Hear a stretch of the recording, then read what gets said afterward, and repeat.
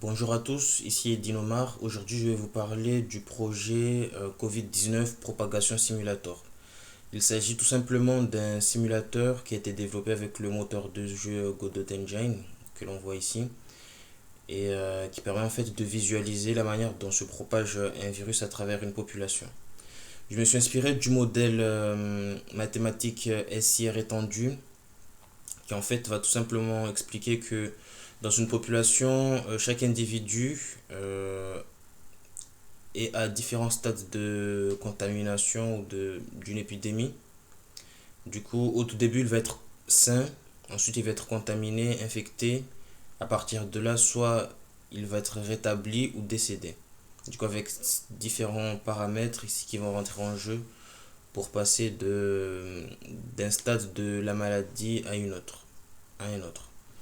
Je me suis servi alors également des statistiques de répartition de la population, mais aussi de certaines données comme la durée d'incubation de la maladie, le temps qu'il faut lorsqu'on est malade en fait à se rétablir ou la probabilité également du coup de rétablissement ou de décès selon l'âge de la personne.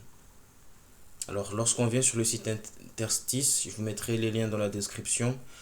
Nous avons différents paramètres avec lesquels on peut jouer. Je vous laisserai voilà, prendre le temps de lire tout cela en détail. Alors concernant l'application, dans un premier temps, voilà, on va utiliser une répartition d'âge en fait pour générer une population. À partir de là, ici j'ai le temps d'incubation qui lui va tout le temps être entre 10 et 14 jours. Le temps pour guérir, lui, va être entre 5 et 14 jours. Alors le temps d'incubation, lui, je me suis trompé, il va être lui plutôt entre 1 et 14 jours au maximum. Ensuite, les probabilités de décès suite à l'infection. Alors ici, on va avoir des probabilités telles que, alors, pour les personnes âgées de moins de 15 ans, elles vont avoir zéro probabilité de décès. Les personnes âgées de plus de 74 ans, elles vont avoir 70% de chances de décès. Voilà, puis là-dessus, en fait, chaque seconde va représenter un jour qui passe. Alors, lançons la simulation. Chaque seconde va représenter un jour qui passe. Et voilà, ici on voit en fait que en rouge, ce sont les personnes malades. En orange, les personnes infectées. En vert, les personnes guéries de la maladie. Et en noir, on va voir les personnes en fait qui sont décédées du Covid.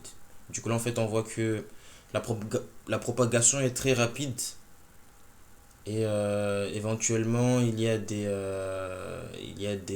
décès, mais aussi des rétablissements. Alors, voilà. Du coup, j'utilise le moteur de jeu Godot Engine pour la simulation. Et bien évidemment, le projet, lui, est disponible sur mon GitHub.